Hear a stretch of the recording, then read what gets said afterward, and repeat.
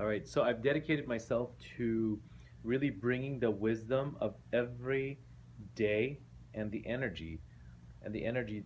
So I've dedicated myself to really bringing the wisdom of every day of the year to you in a way that you can grasp it in an easy, soft, applicable way to your everyday life. So what that means is that every day of the year has a very specific energy and a very specific way of how you could deal with it to benefit the most from that moment and that day. And many times I'm having conversations with people and they say to me, you know what, I don't believe in this stuff. I don't believe that there's an energy, there's a power to every day, that there's a gift of today that you could tap into. I don't believe that your zodiac or the energy of the universe can actually impact you. So one time I was sitting next to someone and and he said, yeah, I don't believe in this stuff. So I said to him, well, let me ask you a question. Are you a Capricorn? And are you born on this specific day, this and that? And he's like, yeah, how did you know that? I was like, well, a lot of times people that are earth signs of this sign of the zodiac, they say, I don't believe in this stuff at all. And then he's like, wow, how did you know that? I'm like, well, maybe there's a connection right there. You're a Capricorn and you actually have a harder time believing in these kind of things that are not evidence based. So then I gave him some evidence and I said, listen, do you believe that the moon affects the tides, right? And he's like, the tides of the ocean. He's like, yeah. And then I'm like, well, how do you know that? He's like, because, well, science has proved it and we see the effects of it and everything like that. So the next part of the conversation was, if you believe that the moon affects the tides of the ocean, I want to ask you a question. How many percentage of your body is made up of water, right? And he's like, well, about 90% of our bodies or more is made up of water, right?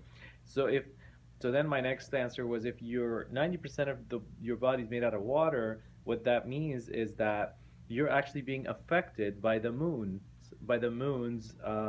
interaction, right? So as the moon's cycles go around, the cycles inside your body are being shifted because that water also exists in your body, because the same element that exists in the ocean exists in your body. So the idea is that we're all interconnected with the planets, the people, and everything around us.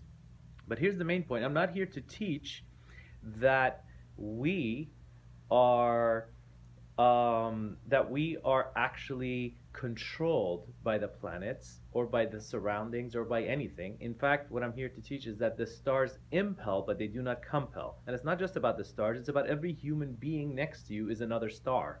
So every energy in your surrounding area, like quantum physicists have discovered, is impacting you and moving you towards different directions. And the more aware you are and you accept that you're actually being influenced, the more you can actually either shift the direction of life to your favor and move through that influence, or you may be pushed or controlled by it.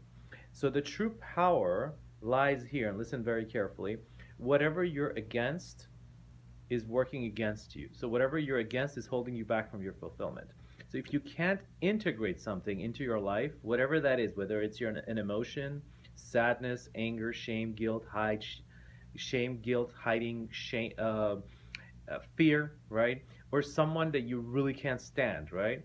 Whatever you have in your life that you cannot grapple with and integrate, and you feel fragmented from that person, thing, or company, or people, or society, including any other thought, social status, religion, whatever you're against, I can guarantee you it's holding you back from your fulfillment. That doesn't mean that you have to be that thing that you're against. But if you cannot make peace with that and see the bigger picture of that component in the universe, how it has a purpose, regardless of whether it's to your benefit or not, at that moment you're losing out in your integration, you're fragmented. 3,000 years ago, Abraham in Sefer Yetzirah wrote that the word for sartan, the word for cancer, is sartan. Literally means removal. Sar means remove, and tan means separation or hate. And so it's really incredible because Abraham, 3,000 years ago, in Sefer Yetzirah, the book of formation, already informed us and taught us that the energy of fragmentation in your thoughts, in your body, and the fragmentation you may feel from now to the past to the future, which creates actually resentment or anxiety, when it comes to the future. So the past relates to resentment and the future relates to anxiety. Those energies that are fragmented can actually create cancerous emotions in you, which leads to physical emotions, physical creation of the aspect and entity of cancer. Now, every single one of us has cancer in us. The question is, how is it going to manifest? How is it going to come out? And most people don't understand. They say, well, how do I deal with this? And the answer is the most important knowledge that you can have is that you are fragmented right now. And that by realizing you're fragmented, you can defragment. Just like the computer, when you press defragmentation on the PC and it starts to defragment all the files, the mind and the body and the four bodies, the soul, the mind, the mental body, the emotions, and the physical entity, they need to become one unit, otherwise they stay fragmented.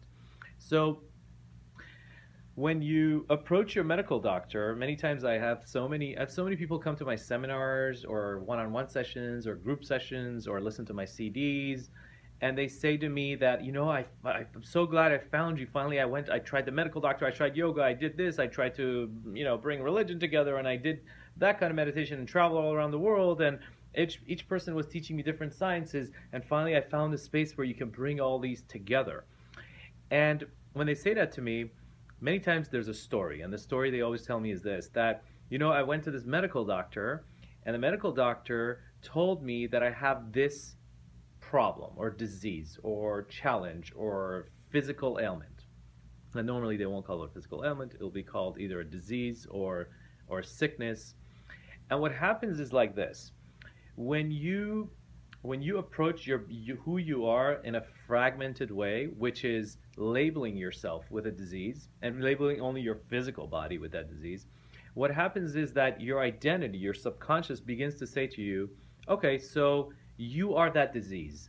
So what happens is, even if you have not created that sickness in your body fully yet, or even if it's just the beginning of the onset of a problem and you can actually de-identify with it by healing the root cause, which is the emotion and the mental body and the spirit, you begin to already label yourself, and the world already has labels for everything. So the word cancer is so big already, right? So you can have a little, lump somewhere in your chest, and it could be something like a cyst, but then if you begin to already see it as like cancer, what happens is, before you even get to the checkup to your medical doctor, you could be creating cancer now in your whole body, even though this was never cancer.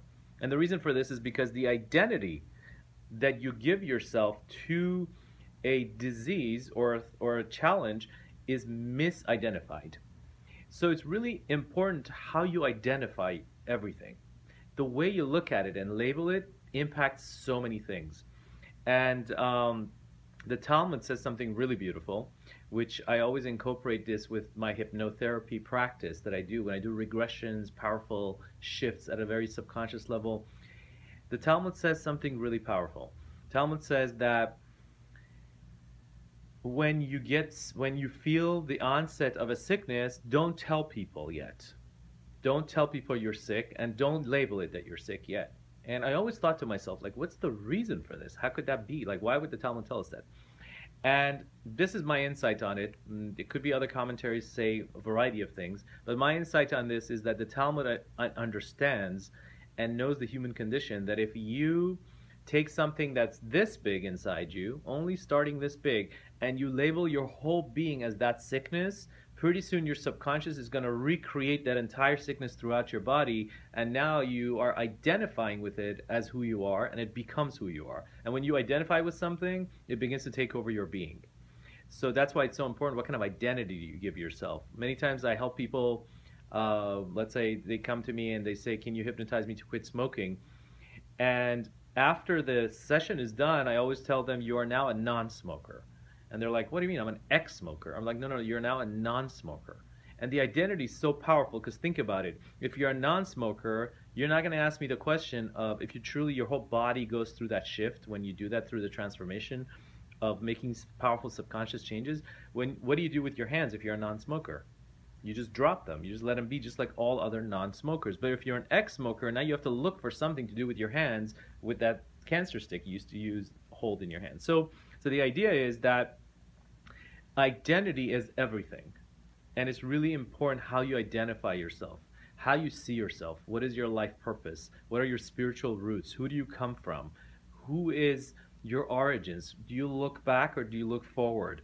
There's a story um, that there was a very spiritual man sitting in the airplane with this other man, and they both had their sons sitting with them, and this other guy who didn't have a specific spiritual origin, he looked at this man and he said, "I noticed that your son respects you highly, and I don't understand why. How you get him to respect you like that? How does that actually occur? Does that happen naturally? Or what do you tell your son? Like, where do you come from? What do you tell him? What's his origins? Who are you? How do you even interact with your son that he respects you so much?" So this spiritual man turns around to the other guy that his son, so to speak, did not respect him as the way he wanted to be respected. And he says, "Well, let me ask you something. What do you tell your son?" He says, "Well, I tell my son that there was a process called evolution and we all come from monkeys. So basically, that we were monkeys and we evolved and now we're becoming more and more evolved human beings." So this spiritual man turns around to the other guy and he says, "Well, let me ask you a question.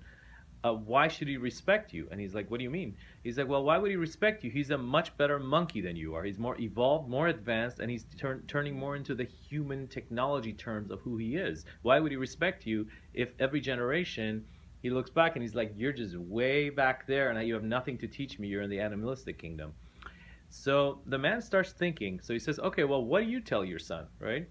So this spiritual man tells him that, "Well, I tell my son that every day that we're getting farther away from that magnificent event of the Creator appearing to us in Mount Sinai and revealing these 10 powerful utterances, which also connect with the 10 Sfirot and the 10 dimensions of reality and the wisdom that we experienced and the immersion of all that." And this is my little insight I'm putting into it. I'm sure he might have not gotten into all these words.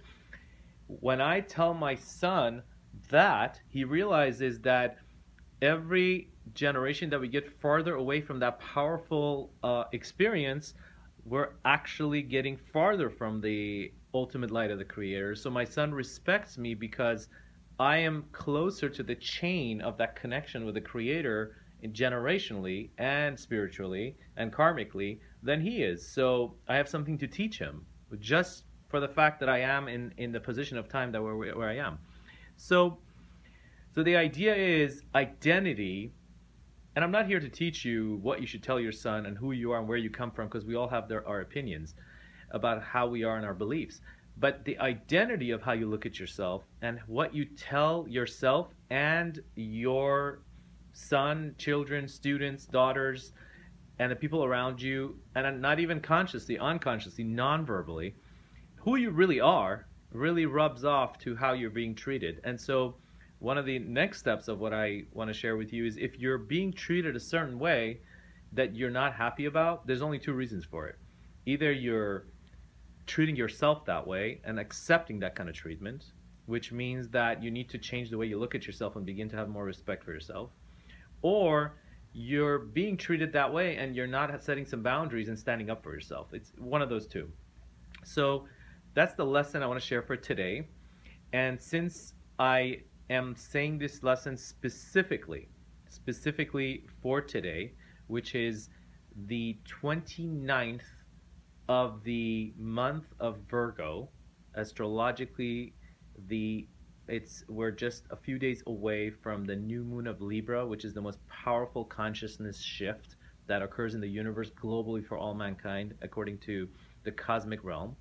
So we are dealing with something really powerful here. We're about to make shift these next few days at a very, very, very intense level and at a very seed level. So one little minor change that you make in your consciousness as you're listening to me, as I'm speaking with you, impacts you at a very high level. So take a deep breath in and just think of a moment in time that you made a transformation, you made a change, and it felt so good to you. It could be the smallest thing you did, something very small. And I want you to think of that. And as of this moment, Think of something very tiny, small, an action step that you know that if you do this on a more regular basis, on a daily basis, it will actually impact you in a very, very big way throughout the year. And I want it to be something small, something you could easily feel your body can go towards and you can do it right now. Something very, very, something you can grab a picture of it right now and you already know your first step.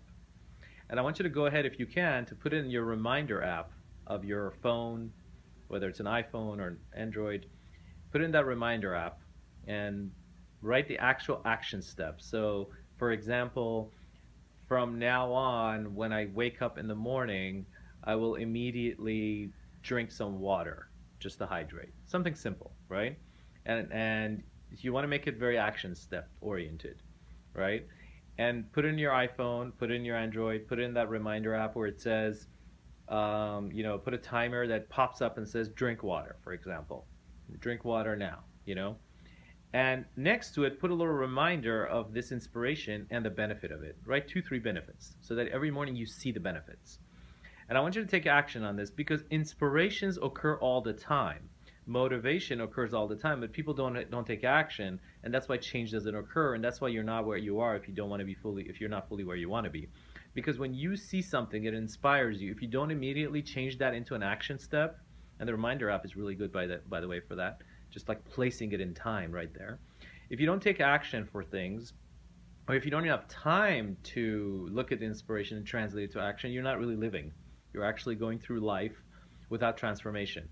And if you don't feel happy, it's only because you're not making a change. Because when you're not evolving and shifting as a human being, life becomes boring. You're the same person. It's like Groundhog's Day. Your face and your being and your clothing and the thoughts that you're having are pretty much stagnant. You're stuck. But I want you to get unstuck, master your path. I want you to start making that change where you can begin to dictate your own reality, to improve your reality. Because when you improve your reality, life is just happier. Happiness pretty much boils down to turning the thoughts that you have into action, into one focus, and integrating it. Being able to do that. About 98% of the success sessions that I do with people, whether it's one-on-one or groups or teleseminars, most of the people that are having difficulty tell me that they have a hard time taking something that they want, a thought, an idea, and turning it into action. And that gets in the way of them actually changing their life. Because if you can't take an inspiration, an idea, and turn it into action, it gets in the way of your life because you don't feel powerful enough as a human being with your potential to be able to make change on a daily basis. And so in the upcoming videos, I'm going to teach you formulas of how to actually know what a goal is, what's the difference between a goal and a state, how to actually take action, and how to really make it happen in a way that you set up the right perimeters, first of all, so that you could reach success, and so that you can allow yourself to be in the right zone for that. Because many times people create situations and goals and visions that are not even within the right framework, not within the right energy aspect of who you are, and not within your purpose. If you're out of your purpose, you're not in alignment with it, then your goals and aspirations will be missing the target, which brings me to the final teaching of what I want to talk to you about. And that is that in all of the spiritual teachings, there's one word which is really incredible: sin, right? And all the religions deal with this. Now, if you look back in the original writings of the Hebrews and the Aramaic text, the word for sin doesn't exist. The word is chet. And the word chet means missed target. What that means is you're not hitting the point. You're not connecting with the right energy. You're not plugging into the light. So I want you to drop your misconception as of this moment about your past failures, sins, guilt consciousness, sadnesses that are no longer due to you, because the world is finished with your grievances if you are. Listen to that again. Write that down. The world is finished with your grievances and your defenses and your attacks and the things you want to forgive as long as you are this moment. So I want you to take this moment and let go of some of those things because the world doesn't need it anymore, neither do you. And starting this new feminine years of the Libra month, which is coming in soon, I want you to really let go of those defenses. Find one or two of them, let go, and take that action step tomorrow morning or even right now. And drink your water as a mark for this. Okay? So, once again, my name is Shaheen Jedian. I am the creator of Get Unstuck and Master Your Path, 50 other hypnosis albums that you can check online, and the creator of painfreewoman.com. What I've created is a very powerful system that allows you to not just have this fragmented, dissected vision of the universe of how to, get a little bit of this over here, a little bit of teaching over here, and understand a little about your mental and emotional and physical in separate places, but really be able to bring it into one unit integrated and utilize this to your benefit. And that's what I'm here to teach you. And I've dedicated myself to do this. And you can have no excuses not to grow with this because I'm offering many of my programs as gifts right to you as you're listening to this. I used to I used to invite people to this right here, this talk that I'm giving you. I used to invite people to a seminar to hear this portion, and they would have to buy tickets way in advance to be able to attend it. But today, right now, I'm speaking with you, and I'm going to continue sending you videos. You're going to be able to interact with me like this, and we can really take this to the next level. So that's the thing I wanted to tell you. The next thing I want you to do also is go to jedianix.com, JEDIANIX.com, and look for the 3-minute quiz or the evaluation. Take that little quiz all the way to the end and make sure you press submit and confirm your email.